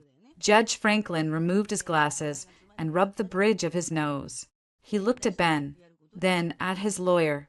Mr. D'Angelo, your client's position. In light of this, D'Angelo looked like he wanted to be anywhere else. He leaned over and muttered fiercely to Ben, who was shaking his head, his eyes wide with a dawning, horrifying comprehension. He was watching his story, the story of the neglected husband, the devoted father that burned to ash in front of the one person whose opinion mattered. Your Honor, D'Angelo said, his voice strained. My client acknowledges that there have been lapses in judgment, significant ones. He is deeply remorseful for any pain caused. His primary concern remains his relationship with his daughter, a relationship currently characterized by emotional manipulation and financed by misappropriated funds. Franklin said, his tone dry. He looked at me. Ms. Mitchell, your proposal. Naomi laid it out, her words crisp and final. Sole legal and physical custody to Sloan Mitchell. Supervised therapeutic visitation for Mr. Carter. Frequency and duration to be determined by Dr. Reed. At his expense. Waiver of all spousal support. Division of marital assets to reflect the dissipation of funds by Mr. Carter. He receives the depreciated value of his vehicle and personal effects, and a one-time payment equivalent to 15% of the non-retirement marital cash assets. After restitution for the misappropriated funds is deducted, he retains no interest in the Mitchell Design Collective or the Brooklyn Brownstone, which was Ms. Mitchell's premarital asset. All future communication regarding Chloe to be through a court-approved parenting app. It was brutal. It was everything. Ben made a choked sound. 15%? That's nothing. You're leaving me with nothing. And I can't even see my own kid without some babysitter? This is insane. She's trying to destroy me. Franklin fixed him with a stern gaze. Mr. Carter, based on what I've heard today, the destruction appears to be largely self-inflicted. Your choices, financial, personal, and parental that have brought you to this point. Ms. Mitchell's proposal is severe, but it is a direct reflection of the severity of your actions. If this proceeds to a trial, a judge will see the psychologist's report, the financial evidence, the testimony of Ms. Lewis, and these recordings. The outcome will not be more favorable. In fact, you may find yourself facing a restitution order and even more restrictive visitation. He let that hang. Ben looked at his lawyer, who gave a tiny, almost imperceptible shake of his head. Take the deal. The fight left Ben's body like a deflating balloon. He slumped in his chair, all the bluster and performance gone, leaving only a hollow shell of shame and defeat. I need to think, he mumbled. You have until the end of the day. Franklin said, standing. The agreement is drafted. Sign it, or we proceed to a trial where all of this becomes public record. Think of your daughter, Mr. Carter. What's left of your relationship with her may depend on you accepting the consequences of your behavior with some grace. The mediator left. D'Angelo began whispering urgently to Ben, pointing at clauses in the agreement. Naomi and I gathered our things. As we stood to leave, Ben looked up at me. The hatred in his eyes was pure and undiluted, but beneath it was a deeper, more terrifying emptiness. You think you've won, he rasped. I paused, looking down at him. For the first time, I felt no anger, no fear, only a vast, clean pity. This was never about winning. Ben, it was about survival. Chloe's and mine. You just made it a fight, and you lost. I turned and walked out of the room, Naomi at my side. The door clicked shut behind us, muffling the sound of Frank D'Angelo's pleading and Ben Carter silent. Shattered rage. The war wasn't over. There would be paperwork, logistics, the slow unwinding of a life at what the battle was. The line in the sand had been drawn, crossed, and fortified into an impregnable wall. And on the other side was freedom. The sound of the jackhammer was a symphony of destruction. I stood in the center of my living room, now a skeleton of exposed brick and timber, and watched as the old Italian stone hearth, the one where Chloe had fallen, that was reduced to rubble. Dust motes danced in the shafts of light, piercing the plastic sheeting over the windows. It smelled of drywall, sawdust, and possibility. For weeks after the settlement conference, a strange limbo had settled over my life. Ben, through his shell-shocked lawyer, had signed the papers. The divorce decree was final, a stark PDF document that felt both momentous and anticlimactic. The restraining order was in place. The financial disentanglement was a bureaucratic slog overseen by Naomi and David Chin, a meticulous severing of ties that felt like a medical procedure. Painful, necessary, and ultimately healing. Yet, in the quiet of the brownstone, his ghost lingered, not in a haunting way, but in the negative space he'd occupied, the echo of his criticisms in a room I'd decorated that he'd never liked, the faint, phantom scent of his cologne in a closet I hadn't yet emptied, the unease that crept in when the doorbell rang unexpectedly. That's when I knew the house, my house, needed more than just a legal purge. It needed a spiritual one. It needed to become, unequivocally, mine and Chloe's. So, I'd hired a contractor, not for a gentle refresh, but for a gut renovation. The formal dining room where the Thanksgiving disaster had unfolded was being opened up into a light-filled family space. The study, which had been Ben's domain of sports memorabilia and half-empty glasses, was becoming Chloe's art studio, and the hearth at the site of the fracture that was being replaced with a sleek, modern gas fireplace set into a wall of floating shelves, ready to be filled with our books, our photos, our things. Watching the stone crack and crumble, I felt a corresponding fissure in my own carefully constructed armor, the armor of the perfect hostess, the unflappable CEO, the woman who had it all under control. That woman had been a performance, a beautifully curated facade built to hide the cracks in my marriage, the quiet desperation, the fear of failing my father's legacy. Letting the jackhammer do its work felt like permission to finally stop performing.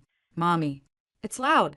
Chloe yelled from the top of the stairs, her hands clamped over her ears, but her eyes were wide with fascinated glee. I walked over and scooped her up, retreating to the relative quiet of the kitchen, which was untouched for now. It is loud, but it's a good loud. It's the sound of making things new. What color should we paint the new playroom? Not pink, I added quickly, seeing her mouth open. Think big, think crazy. She scrunched her face in thought. Like rainbow? Maybe one rainbow wall.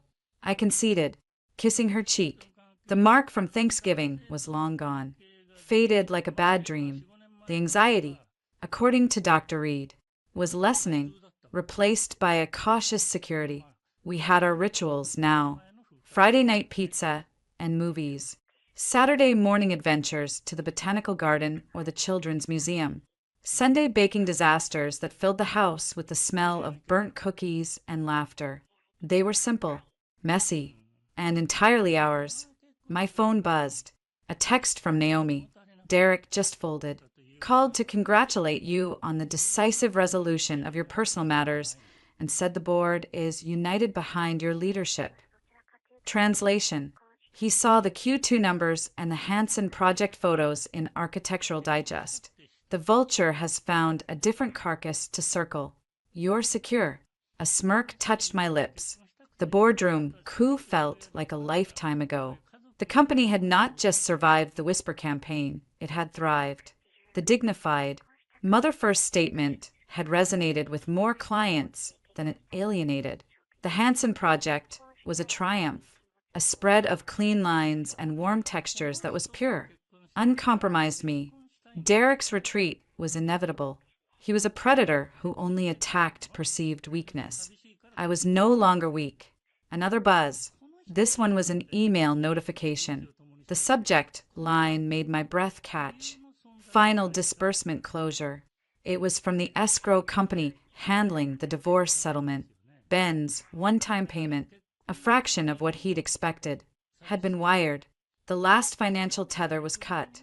Attached was a terse, one-line email from Frank D'Angelo. Per the agreement, all personal effects of Mr. Carter have been removed from storage and delivered. Consider this matter concluded. Concluded. I walked to the front window. On the curb sat a single, sad-looking cardboard box. Ben's personal effects, the things he hadn't bothered to claim in person. I felt a pang, not of loss, but of profound waste. All those years, all that energy, reduced to a box waiting for the sanitation truck. I went outside. The autumn air was crisp. I didn't open the box. I didn't need to see the forgotten running shoes, the outdated electronics, the trinkets of a life he'd pretended to have. Instead, I lifted IT. IT was lighter than I expected, and carried it to the large recycling bin at the side of the house. I dropped it in. It landed with a soft thud. I closed the lid. As I turned back, I saw a woman approaching on the sidewalk. She was young, blonde, with the taut, anxious energy of a yoga instructor on too much caffeine. Amber Lewis. She stopped a few feet away, wringing her hands. Sloan? Sloan Mitchell? I stopped, crossing my arms. Ms. Lewis. I just wanted to. She trailed off, her eyes darting to the house, the construction, anywhere but my face. I got the settlement, the money, from the restitution thing. Thank you. I didn't know, about the money being like that. He made it sound like it was his. I studied her. She wasn't evil. She was vain, foolish, and opportunistic, a minor player in my tragedy. I know you didn't, I said, my voice even. The affidavit was helpful. Consider us even. She nodded. A jerky motion. He called me. After. He was so angry. Said you ruined everything. Said he was going to fight for his daughter. That he'd make you pay. A cold sliver of the old fear tried to pierce my calm. I quashed it. The court orders are very clear, and the penalties for violating them are severe. He's talking to himself now. I paused. What did you say to him? She gave a short, humorless laugh. I told him to lose my number, that the wellness part of my life meant cutting out toxic people. She finally met my eyes, hers full of a sheepish shame. I'm sorry. For my part in it, I simply nodded. There was nothing else to say. She gave a little wave and hurried off, her Lululemons a bright flash against the gray pavement. I watched her go, feeling nothing, no hatred, no vindication. She was already part of the past, receding into the city's noise. The next Saturday, Naomi came over, bearing bagels and a determined expression. The brownstone was still a construction zone, but the kitchen was an oasis. Chloe was at a friend's for a play date. Okay, spill, Naomi said, spreading cream cheese with surgical precision. The legal drama is over. The financial drama is over. The house is undergoing dramatic renewal. What's next for Sloan Mitchell? And don't say the fall line for Mitchell Design. I mean for you. I sipped my coffee, considering, for so long, me had been a Venn diagram of obligations. The company, the marriage, the public image, the child. Now, 2 of those circles were gone, and the third had been forcibly reshaped. I'm taking Chloe to Montauk, I said, for a week. Just us. No emails. No blueprints. We're going to stay at that shabby cottage my dad loved. We're going to eat lobster rolls on the beach, look for seashells, and get sand in places sand should never be. Naomi's eyebrows shot up. A whole week? Unplugged? Who are you, and what have you done with my workaholic friend? She burned out, I said, and it was mostly true. She realized that her most important project isn't a building. It's a childhood, and she's been outsourcing the fun parts. I looked around at the dust-sheeted chaos. All of this, it was necessary. Scorched earth. But you can't build on scorched earth. You have to let it lie fallow for a bit. Plant something new. Naomi reached over and squeezed my hand. I'm proud of you. And not just for nuking that waste of space from orbit. For this. She gestured at me. The unclenching. I laughed. A real, free sound that echoed in the empty space. It's a process. It is. And you're doing it. Oh, before I forget, she pulled a folded piece of paper from her bag. Ben's first supervised visit is next Wednesday. It's at one of those depressing family connection centers in Queens. 2 hours, with a social worker present. Dr. Reed will get a report. She handed it to me. You don't have to do anything. I just thought you'd want to know. I took the paper. The date and time were just facts. I felt a flutter, not of fear, but of a deep, protective vigilance. This was the new reality. He was in her life, on the strictest, shortest, most monitored leash the law could provide. It wasn't perfect, but it was safe. It was controlled. It was the compromise that protected my daughter. Thank you, I said, my voice thick for a moment, for everything, for being the sword and the shield. Hey, she said, her own eyes suspiciously bright. That's what Sister from Another Mister / extremely well-paid counsel is for. Now eat your bagel. You've got walls to tear down. The week in Montauk was a baptism of salt air and simplicity. I didn't check my work phone once. Chloe and I built elaborate sandcastles only to let the tide demolish them. We flew a kite that spent more time tangled in dunes than in the air. We ate ice cream for dinner one night because we could. I watched her, her hair bleached blonder by the sun, her skin freckling, her laughter as constant as the crash of the waves. And I felt a peace so profound it was almost like grief for the years I'd missed while being busy performing a life. On our last night, we sat wrapped in a blanket on the porch of the cottage, watching the stars emerge. Mommy? Chloe asked, her head heavy against my arm. Yes. Bunny? I like it here. It's just us. I like it here too. Is Daddy sad at his new house? I took a slow breath. Dr. Reed had coached me on this. Honest, but age-appropriate, reassuring. Daddy has grown-up feelings that he has to learn to manage. Sweetheart, that's his job, not yours. Your job is to know that you are loved. So much. By me. And that you are safe. Always. She was quiet for a minute. Processing. I love you more than all the seashells on all the beaches. My throat tightened. And I love you more than all the stars in that sky. It was enough. It was everything. Back in the city. Life settled into a new, vibrant rhythm. The brownstone transformation was complete. The new great room was airy and bright, filled with soft, inviting furniture and Chloe's artwork proudly displayed. The art studio was an explosion of color and potential. The ghost was exorcised.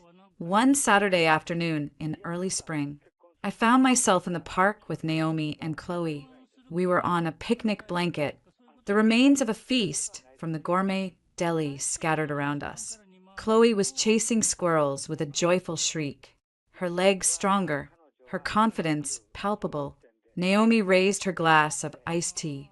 To new foundations, I clinked mine against it, to not having to build them on quicksand. We drank, the sun warm on our faces. My phone, face down on the blanket, buzzed. It was a calendar alert. Ben, supervised visit, family center, 2 hours. I glanced at it, then flipped it back over. It was a data point, a logistical note. It held no power over this moment, over the sun, over my daughter's laughter, over the solid, unshakable ground beneath me. I looked at Chloe, now trying to convince a very patient Labrador to play fetch. She was thriving. I looked at Naomi, my friend who had walked through fire with me. I thought of the company, stable and strong under my leadership, no longer a trophy to be polished, but a tool to build a life. The performance was over.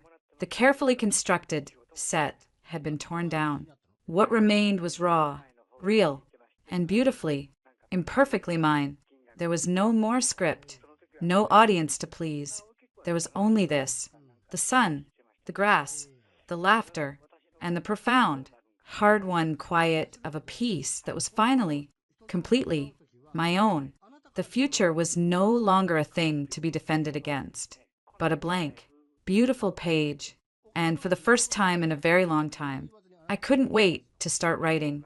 The air in the Hamptons rental was thick with the scent of salt, sunscreen, and celebration. Through the floor-to-ceiling windows, the Atlantic Ocean churned, a majestic gray-blue under the late summer sky. Laughter and the clink of glasses swirled around me, but my attention was anchored to the small figure darting across the manicured lawn. Chloe, now a sturdy, sun-bleached 5-year-old, was a whir of motion, leading a pack of other children in a chaotic game of tag.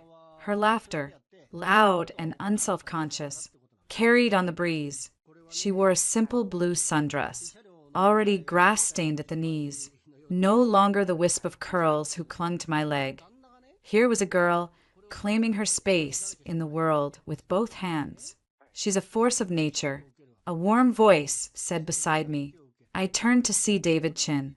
My forensic accountant turned, against all my careful plans, something significantly more. He handed me a fresh glass of sparkling water, his eyes crinkling at the corners.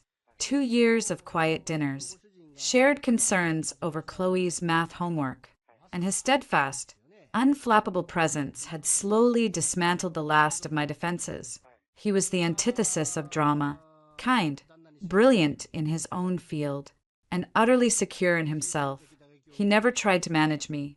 Takes after her mother, I said, taking the glass, our fingers brushing.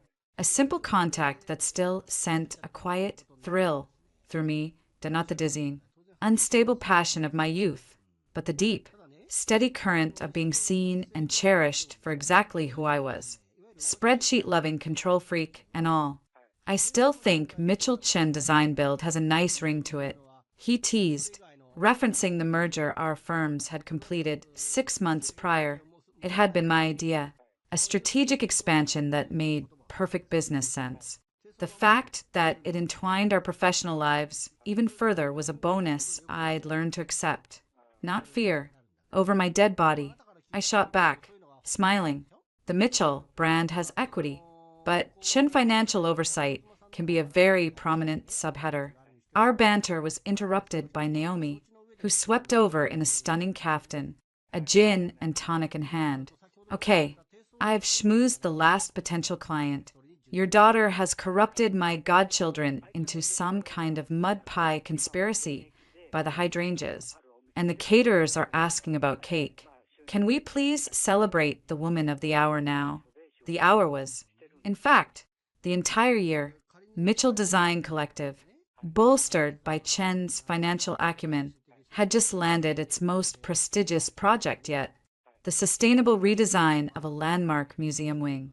The Hamptons house, filled with a mix of close friends, key team members, and a handful of important clients, was my version of a victory lap. No pressure, no performance, just gratitude. As if on cue, Chloe barreled into my legs, wrapping her arms around my waist. Mommy, Jack says we can't have cake until after lunch. That's a rule. She imbued the word with profound injustice. I scooped her up, breathing in the smell of sunshine and childhood. Jack is a very wise godbrother, but I think, just for today, we can bend the rules a little.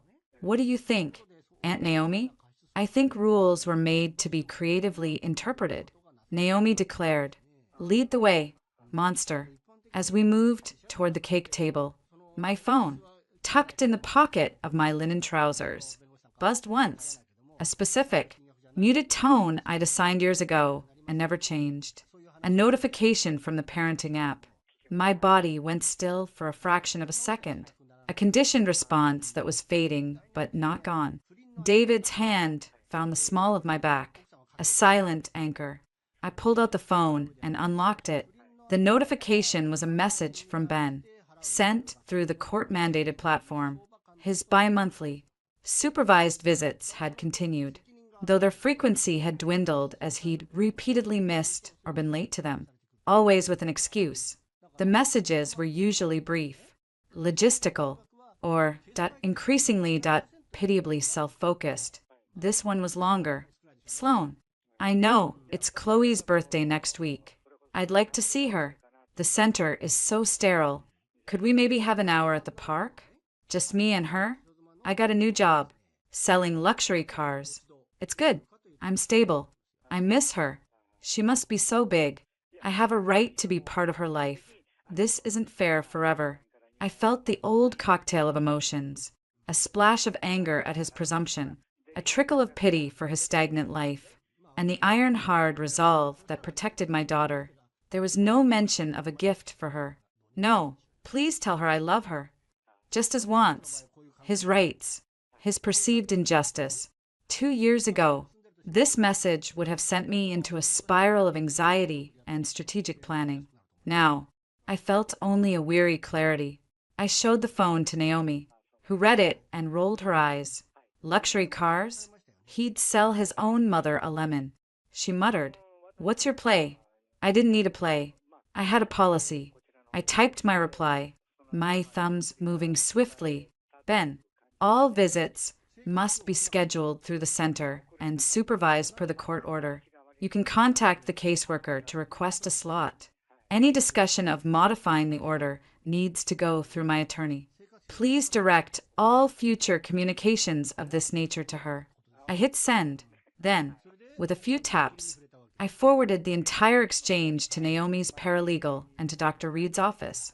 As per our protocol, documentation, always documentation, boring and bulletproof. Naomi approved. Now, can we please eat cake before the icing melts? I looked down at Chloe, who was now debating with David over which cartoon character was represented in the frosting. She was safe. She was joyful. She was utterly unaware of the ghost tapping at the window of her world, a ghost I had long since barred from entering.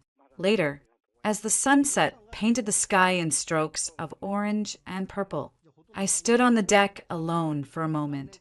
The party was winding down. Chloe was asleep inside, exhausted from her day of rain. David and Naomi were arguing good-naturedly over the last of the cheese board. I scrolled back through the parenting app, not to Ben's messages, but to the photo gallery I kept there. Pictures of Chloe, first day of kindergarten, beaming in a too-big backpack. A video of her riding a bike without training wheels. David running beside her, his hand a steadying presence, just inches from her shoulder. A snapshot of the three of us, cheeks smooshed together, in front of our completed brownstone at Christmas. The new hearth glowing warmly behind us. This was my life, not a performance, but a collection of real, imperfect, fiercely protected moments.